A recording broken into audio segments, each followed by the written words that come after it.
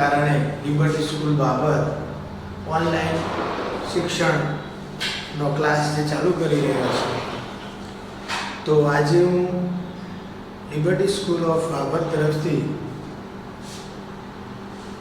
ધોરણ 12ના વિદ્યાર્થીઓ, ધોરણ 12ના આર્ટ્સના વિદ્યાર્થીઓ માટે વિષય મનોવિજ્ઞાન લઈને આવી રહ્યો છું. અને આ મનોવિજ્ઞાનમાં શરૂઆતમાં થોડું ઇન્ટ્રોડક્શન લઈ અને આપણે પ્રકરણ 1 થી ચાલુ કરીશું. તો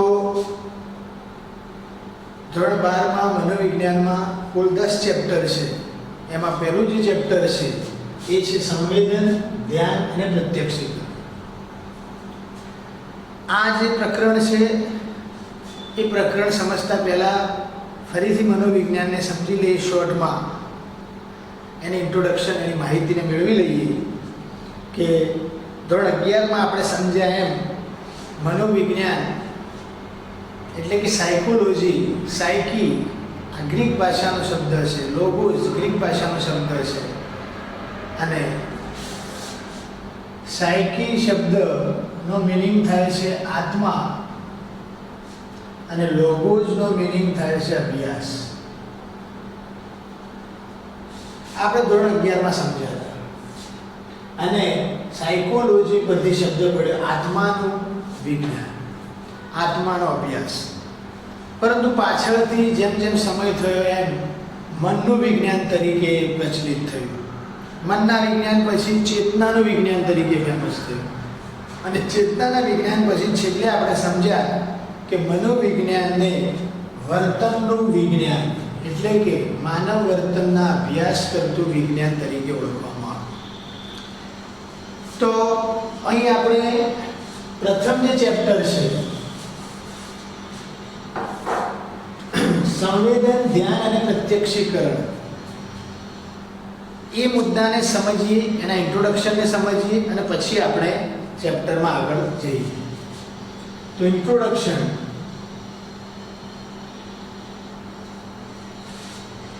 સૌપ્રથમ મનોવિજ્ઞાનના અભ્યાસમાં કેન્દ્ર સ્થાને માનવ વર્તન છે. મનોવિજ્ઞાનના અભ્યાસમાં કેન્દ્ર સ્થાને માનવ વર્તન છે એટલે શું? મતલબ કે મનુષ્યના બિહેવિયર ને નિહાળતું અથવા તો મનુષ્યના બિહેવિયરને રજૂ કરતું જે વિજ્ઞાન છે એ જ મનોવિજ્ઞાન છે. અને આપણે જુદી જુદી વ્યાખ્યાઓ પણ જોઈ કે પ્રાણીઓમાં જોવા મળતા માનવ વર્તનને મનોવિજ્ઞાન તરીકે ઓળખવામાં આવે છે. તો આ વર્તન જે છે, માનવ વર્તન, દરેક અહીં સમજો કે મનુષ્ય વિશેની વાત છે, પણ આ ઉપરાંત દરેક પ્રાણીઓ જે છે કે જેમનું જે વર્તન છે એ દરેક વર્તન ઉપર કંઈક ને કંઈક જુદા જુદા પરિબળો અસર કરે છે. તો માનવ વર્તન ઉપર પણ અલગ અલગ પરિબળો અસર કરે છે. પરિબળો અનેક છે. મતલબ કે પરિસ્થિતિ, પર્યાવરણ, વાતાવરણ, આપણી આજુબાજુ, ફેમિલી, સોસાયટી, સંસ્કૃતિનું દબાણ, સમાજનું દબાણ, આ દરેક પરિબળો જે છે આપણને અસર કરે છે. ઉદાહરણ તરીકે એક વ્યક્તિ છે અને એક સોસાયટીમાં રહે છે, તો સોસાયટીના નીતિ નિયમો સાથે એનો કંઈક ને કંઈક અસર થાય છે. એના ફેમિલીના નીતિ નિયમો સાથે એને સુમેળ સાધવો પડે છે. અગર એ કોઈ વ્યક્તિ પોતાનું અણધાર્યું વર્તન કરે તો આપણે જોઈ શકીએ છીએ કે જે તે સોસાયટીમાં, વિસ્તારમાં, ઘરમાં આપણને એ વર્તન ઉપર આપણે સવાલ ઊભો કરીએ છીએ કે ભાઈ આ ભાઈનું ફલાણાનું વર્તન ખરાબ છે, આ ભાઈનું વર્તન આવું છે, આ આવું કરે છે. તો આપણે જુદા જુદા અનુમાન લગાવીએ છીએ. આ વર્તનને અસર કરતા પરિબળો અનેક છે, પણ સૌથી મહત્વનું પરિબળ જે છે એ શરીર તંત્ર છે. મતલબ કે આપણા માનવ તંત્રને, માનવ શરીરને, માનવ વર્તનને અસર કરતું જે સૌથી મહત્વનું પરિબળ છે એ શરીર તંત્ર છે. માનવ વર્તનને અસર કરતું મહત્વનું પરિબળ શરીર તંત્ર છે. તો આ શરીર તંત્ર જે છે આપણું, એની રચનાઓ જુદી જુદી છે, એના કાર્યો જુદા જુદા છે. શરીર તંત્ર દ્વારા અનુભવાતા સંવેદનો જુદા જુદા છે. અને વ્યક્તિએ કેવું અર્થઘટન કર્યું છે, વ્યક્તિએ કેવો એનો મિનિંગ મેળવ્યો છે, અથવા તો એનો અર્થને કેવી રીતે લે છે, આ દરેક પરિબળો, આ દરેક ઘટનાઓ માનવ વર્તનને અસર કરે છે. તો માનવ વર્તનને અસર કરતું જે મહત્વનું પરિબળ શરીર તંત્ર છે, એ શરીર તંત્રની રચનાઓ જુદી જુદી છે, એ શરીર તંત્રના કાર્યો જુદા જુદા છે, એ શરીર તંત્ર અલગ અલગ રીતે અર્થઘટન કરે છે, અને શરીર તંત્ર અલગ અલગ રીતે અનુભવે છે પરિસ્થિતિ. આ જે રચનાઓ છે, કાર્યો છે, અર્થઘટન છે અને અનુભવે છે, કોને અનુભવે? તો જુદી જુદી સંવેદનાઓને અનુભવે. આ દરેક પરિબળ જે શરીર તંત્ર છે, એ દરેક આવી અસરો સાથે સંકળાયેલું છે. એનો મતલબ કે આપણે માનવ શરીરની રચનાને સમજવી પડે. માનવ શરીરમાં કયા કયા કાર્યો કરે છે એને સમજવા પડે. આમ જોવા જઈએ તો આ એક વિજ્ઞાન જ છે, અને મનોવિજ્ઞાનને વર્તન તરીકેના વિજ્ઞાન તરીકે સમજવા માટે, આપણા બિહેવિયર, આપણા સ્વભાવને સમજવા માટે આપણે કેવા કાર્યો કરીએ છીએ, વિચિત્ર કાર્યો કરીએ છીએ, કોઈને સારું લાગશે કે નહીં લાગે, આપણે કેવું વર્તન કરીએ કે જેથી સામેવાળાને સારું લાગે, લોકોનું જુદું જુદું વર્તન જે છે એના શરીરની રચના ઉપરથી, શરીરના કાર્યો પરથી એ કેવો અનુભવ કરે છે એની સંવેદનાઓનો, અને વ્યક્તિ એ સંવેદનાઓ પ્રત્યે કેવું અર્થઘટન કરે છે, એ માનવ વર્તનને અસર કરે છે. તો સૌથી મહત્વના જે મુદ્દા છે આ ચેપ્ટરમાં 3 સંવેદન, ધ્યાન અને પ્રત્યક્ષીકરણ, આ 3 મુદ્દાનો એક એક વ્યાખ્યામાં એની ડેફિનેશન આપણે સમજી લઈએ. તો પોતાની આસપાસના જગતના અનુભવોની જે જાણકારી જ્ઞાનેન્દ્રિયો દ્વારા મેળવીએ છીએ એને સંવેદન કહે છે. મતલબ કે મેન મુદ્દો છે પોતાની આસપાસના જગતના અનુભવોની જાણકારી જ્ઞાનેન્દ્રિયો દ્વારા મેળવે છે. જગતના અનુભવોની જાણકારી જ્ઞાનેન્દ્રિયો દ્વારા મેળવે છે. હવે સવાલ થાય, સર જ્ઞાનેન્દ્રિયો કઈ છે?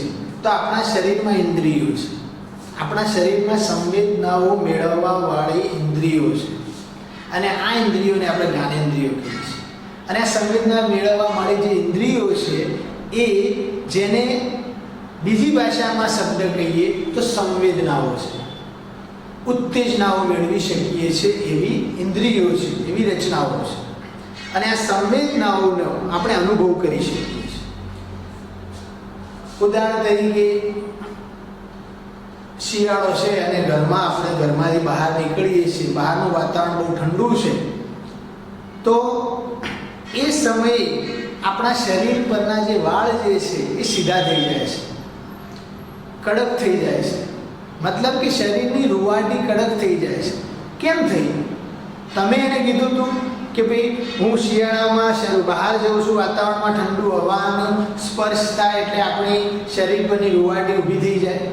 નહીં, એ આપણું શરીર એ જે સંવેદના મેળવે છે એના પ્રત્યે એ પ્રતિકાર આપે છે. બીજી વસ્તુ કે આપણે બેઠા હોઈએ, પાછળથી કોઈ આપણને ચૂંટણી ભરે તો પણ આપણને ખબર પડે છે કે આપણને કોઈ ચૂંટણી ભરે.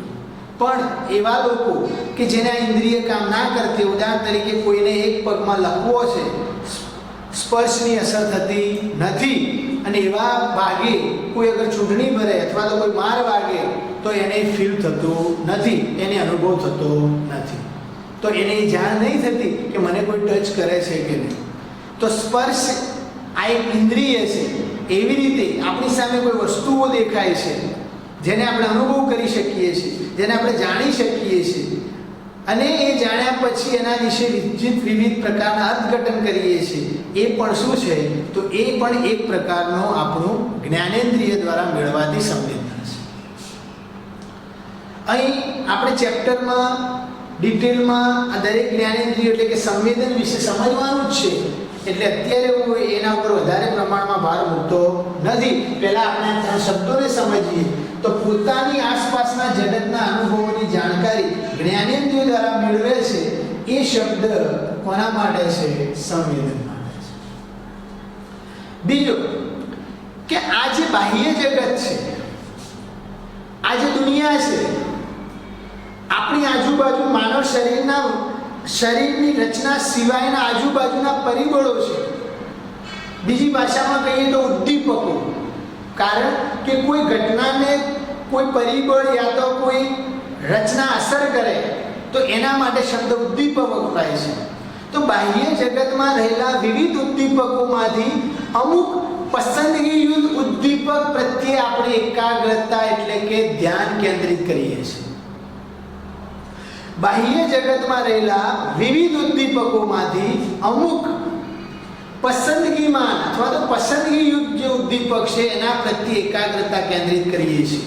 અને આ એકાગ્રતા કેન્દ્રિત કરીએ છીએ મતલબ કે આપણને એ ઉદ્દીપક પસંદ છે એટલે આપણે એની તરફ ધ્યાન કેન્દ્રિત કરીએ છીએ. માટે આ જે મુદ્દો છે એના માટે શબ્દ જે વપરાય છે એ છે ધ્યાન.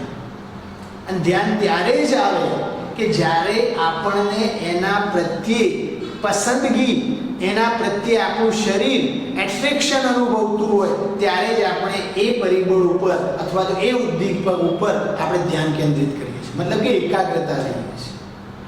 ઉદાહરણ તરીકે તમે બધા જ વિદ્યાર્થીઓ ભણવા બેસો છો, બધા જ ભણે છે, પણ દરેક વિદ્યાર્થીના મનમાં અલગ અલગ એકાગ્રતા બંધાય છે.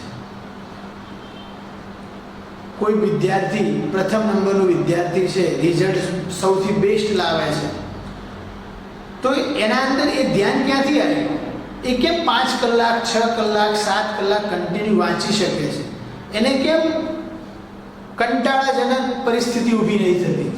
કારણ કે એની જે આ પરિસ્થિતિ જે છે, આજુબાજુ જે પર્યાવરણ છે, એમાં એના અંદર એક ગોલ બંધાઈ જાય છે કે અત્યારે જે આ સૃષ્ટિમાં અથવા તો આ જગતમાં અથવા તો આ દેશમાં જે પરિસ્થિતિ ટેકનોલોજીનો યુગ ચાલી રહ્યો છે અને એમાં ભવિષ્યમાં અગર કશું કરવું હોય, આગળ વધવું હોય, સક્સેસ થવું હોય તો એના માટે ભણવું જરૂરી છે.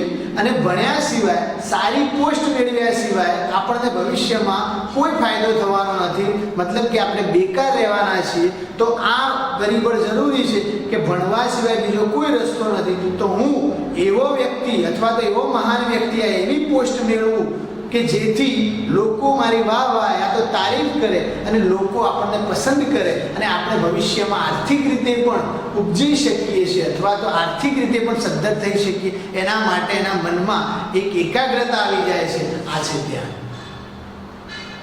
પણ આ જે ધ્યાન આવે છે એ દરેક વ્યક્તિ જુદું જુદું છે. આપણું મન ચંચળ છે.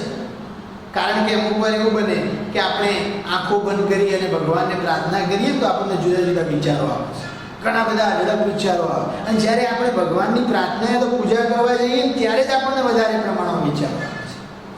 તો વધારે પ્રમાણમાં વિચારો આવવાનું કારણ શું? કારણ કે આપણું મન જે છે, આપણું જે મગજ જે છે એ મગજ ધ્યાન કેન્દ્રિત કરી શકતું નથી. તો બીજો મહત્વનો મુદ્દો છે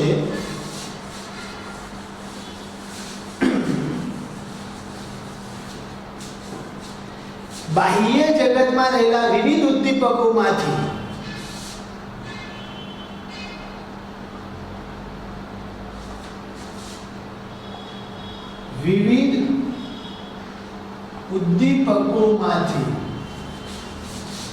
અમુક પસંદગીયુક્ત ઉદ્દીપક પ્રત્યે એકાગ્રતા કેન્દ્રિત કરે છે. અમુક પસંદગીયુક્ત ઉદ્દીપક પ્રત્યે એકાગ્રતા કેન્દ્રિત કરે છે. આના માટે જે શબ્દ વપરાય છે કયો છે? ધ્યાન. તો આપણે એક શબ્દ જોયો, પોતાની આસપાસના જગતના અનુભવોની જાણકારી જ્ઞાનેન્દ્રિયો દ્વારા મેળવે છે. એ એ છે સંવેદન. બીજો, બાહ્ય જગતમાં રહેલા વિવિધ ઉદ્દીપકોમાંથી અમુક ઉદ્દીપક પ્રત્યે આપણે પસંદગીયુક્ત ઉદ્દીપક પ્રત્યે આપણે એકાગ્રતા કેન્દ્રિત કરીએ છીએ, એ મુદ્દો છે ધ્યાન. અને ત્રીજો સૌથી મહત્વનો મુદ્દો છે કે પોતાના ભૂતકાળના અનુભવો અને શિક્ષણને આધારે માનવી ઉદ્દીપકનું અર્થઘટન કરી તે મુજબ વર્તન કરે છે. અહીં સમજવાની બાબત એ છે કે દરેક વ્યક્તિ જુદા જુદા અનુભવ કરે છે. એક બાળક ઘરેથી નીકળે છે અને એના મિત્રો સાથે રસ્તામાં યા તો કોઈ મેદાનમાં રમવા જાય છે, ત્યારે બાળકને અમુક મુદ્દા એને ખબર હોતી નથી. દુનિયાના આ માહોલમાં હજુ એ પૂરેપૂરું પરોવાયેલું નથી. એ બાળક થોડું ઘણું ઘરના માહોલમાંથી જાણે છે, અને જ્યારે બહાર જાય છે ત્યારે કોઈ મિત્ર યા તો એની ગ્રુપમાં જે પણ મેમ્બર છે એમાંથી કોઈ અપશબ્દો યા તો ખરાબ શબ્દો ઉચ્ચારે છે, ત્યારે બાળક એને કેચઅપ કરે છે. બાળક એ શબ્દોને પોતાના મગજમાં ઉતારી લે છે. અને જ્યારે આવી પરિસ્થિતિ ઘરના અંદર જોવા મળે, જ્યારે એને મા અથવા તો એના પિતા અથવા તો એના દાદા દાદી અથવા તો એના મોટા ભાઈ બહેન જ્યારે એને દાટે છે, અથવા તો કોઈ પરિસ્થિતિમાં બાળકને સેટ થતું ના હોય, એને ગમતું ના હોય, અને યા તો એને ગુસ્સો આવે છે, ત્યારે બાળક એ જે અનુભવ કર્યો છે, બાળક એ જે એ બીજા મિત્રો સાથે છે અનુભવ કરી અને જે શબ્દ શીખ્યો છે એ અપશબ્દો બોલે છે. તો આપણા ઘરવાળાઓને એવું લાગે છે કે બાળક આ શીખ્યો ક્યાંથી? એને આપણે તો શીખવાડ્યું નથી, એને આપણે તો બોલ્યા નથી, પરંતુ બાળકનું મગજ જે છે એ આપણા મગજ કરતાં સક્રિય હોય છે. અને આ સક્રિય પરિસ્થિતિમાં એની આજુબાજુ જે પણ અનુભવ થાય છે એ અનુભવોને લઈ અને શીખે છે. બીજું, શિક્ષણના આધારે શીખે છે. અને જ્યારે એની જરૂરિયાત પડે, જ્યારે એને લાગે કે આવી પરિસ્થિતિ ઊભી થાય ત્યારે આવું કહેવાથી, અથવા તો આ પરિસ્થિતિ ઊભી થાય ત્યારે આ પ્રકારે ગુસ્સો કરવાથી આપણું કામ થઈ જાય છે, એના મગજમાં ફીટ થઈ જાય છે, એટલે એ બાળક એ પ્રકારે વર્તન કરે છે. તો બાળકનો ઉછેર દરેક મા બાપ સારા સંસ્કાર આપી, મા બાપના પ્રેરણાઓ દ્વારા, મા બાપ સારા કાર્યો કરતા હોય, મા બાપ સેવાભાવીનું કાર્ય કરતું હોય, તો એ બાળક જેમ જેમ મોટું થાય છે તેમ એ અનુભવો ઉપર એ પોતે શીખે છે, જોવે છે, અને બાળક ભવિષ્યમાં એવું જ બનવાની કોશિશ કરે છે. તો મહત્વની બાબત એ છે કે આપણા બાળકનો સર્વાંગી વિકાસ એના ઘરથી જ, એના કુટુંબથી જ, એના વિસ્તારમાંથી, એની સોસાયટીમાંથી શીખે છે. તો ત્રીજો મુદ્દો જે આપણે સમજવાનો છે એ મુદ્દો છે કે પોતાના બાળક જે છે એ પોતાના ભૂતકાળના જે અનુભવો છે અને શિક્ષણને આધારે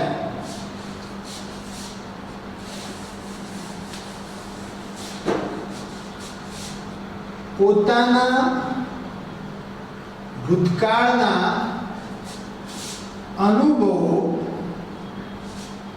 અને શિક્ષણને આધારે પોતાના ભૂતકાળના અનુભવો અને શિક્ષણને આધારે માનવી ઉદ્દીપકનું અર્થઘટન કરી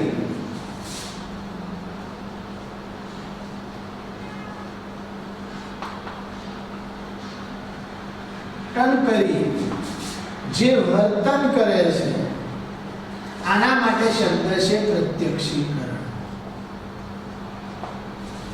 તો હવે આપણે ત્રણ શબ્દો વિશે સમજી લીધું. પહેલું સંવેદના, જે જ્ઞાનેન્દ્રિયો દ્વારા મેળવે છે.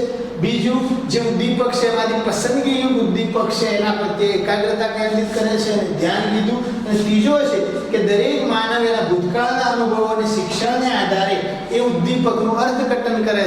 એ જેવું જાણતો હોય, એનું જેટલું નોલેજ હોય અને એનો જેટલો અનુભવ હોય, એ અનુભવના આધારે પોતે વર્તન કરે છે. મને ખબર છે કે આ પરિસ્થિતિમાં મારો અનુભવ થઈ ગયેલો છે કે આ પરિસ્થિતિમાં ઝઘડો થાય યા તો કોઈ વસ્તુ થાય તો એનું સમાધાન કરવાથી સૌથી ઉત્તમ રસ્તો છે. તો આપણે ભવિષ્યમાં કોઈ પરિસ્થિતિ ઊભી થાય, આપણી સામે પરિસ્થિતિ ઊભી થાય અને ત્યારે આપણે આ પ્રકારે એ સમાધાન કરાવવાની જો ક્રિયા કરાવીએ અથવા તો આપણે એનું સોલ્યુશન લાવવાની કોશિશ કરીએ, તો એ જે હું વર્તન દર્શાવ્યું, સમાધાન કરાવવાની કોશિશ કરી, એ હું કંઈ પહેલેથી શીખેલો નહોતો, એ મારા અનુભવથી પેદા થયો છે. અથવા તો શિક્ષણ જે લીધું છે, શિક્ષણ ચાહે મા બાપ પાસેથી લઈએ, શિક્ષણ ચાહે દાદા દાદી પાસેથી લઈએ, યા તો ગુરુજનો પાસેથી લઈએ, આ દરેક જે વ્યક્તિ પોતાના જીવનમાં જ્યાં જ્યાંથી કંઈક ને કંઈક શિક્ષણ મેળવેલું છે, એ શિક્ષણના આધારે એ પરિબળનું, એ પરિસ્થિતિનું, એ ઉદ્દીપકનું અર્થઘટન કરે છે અને અર્થઘટન કરી અને એ મુજબ વર્તન કરે છે. અને જે વર્તન કરે છે રૂબરૂ માટે એને કહેવાય છે પ્રત્યક્ષીકરણ. તો આ પ્રકરણમાં આપણે મુખ્યત્વે સંવેદન, ધ્યાન અને પ્રત્યક્ષીકરણ વિશેના મુદ્દાને સમજવાના છે. સંવેદનનો અર્થ શું છે, એના પ્રકાર કયા છે, ધ્યાન જે છે એના સ્વરૂપ કયું છે, એનો અર્થ શું છે, પ્રત્યક્ષીકરણ શું છે, અર્થ શું છે, કેવી રીતે પ્રત્યક્ષીકરણ કરવું જોઈએ, કઈ પરિસ્થિતિમાં કરવું જોઈએ, એના વિશે આ આખા પ્રકરણમાં આપણે સમજવાનું છે. અને આના આધારે આપણે સમજી શકીએ કે મનોવિજ્ઞાન જે છે એના અભ્યાસમાં કેન્દ્ર સ્થાને માનવ વર્તન છે અને માનવ વર્તનને અસર કરતું સૌથી મુખ્ય જે પરિબળ છે, પરિબળો અનેક છે પણ એનું સૌથી મહત્વનું જે પરિબળ શરીરતંત્ર છે. અને શરીરતંત્ર એની રચના કાર્યો, શરીરતંત્ર જે અનુભવે છે અને વ્યક્તિએ જે અર્થઘટન કરે છે, આ બધા ઉપર અસર કરે છે. તો સૌથી પહેલા આપણે સંવેદન વિશે સમજીશું.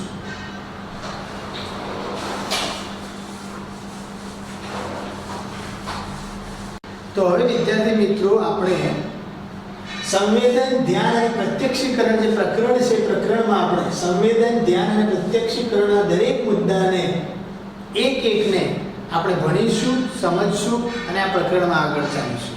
તો નેક્સ્ટ જે નવો ટોપિક છે સંવેદન, એ આપણે આગલા જે ઓનલાઈન શિક્ષણનો ક્લાસ હશે, ઓનલાઈન લેક્ચર હશે, એમાં આપણે ભણીશું. તો અત્યારે તમે આજે પણ ઇન્ટ્રોડક્શન ચાલ્યું છે એ તમારી પાસે જે પીડીએફ ઓનલાઈન મળે છે, પીડીએફમાં વાંચી લેવું અને એને સમજવું. નેક્સ્ટ ક્લાસમાં આપણે આગળ વધીશું. અસ્તુ.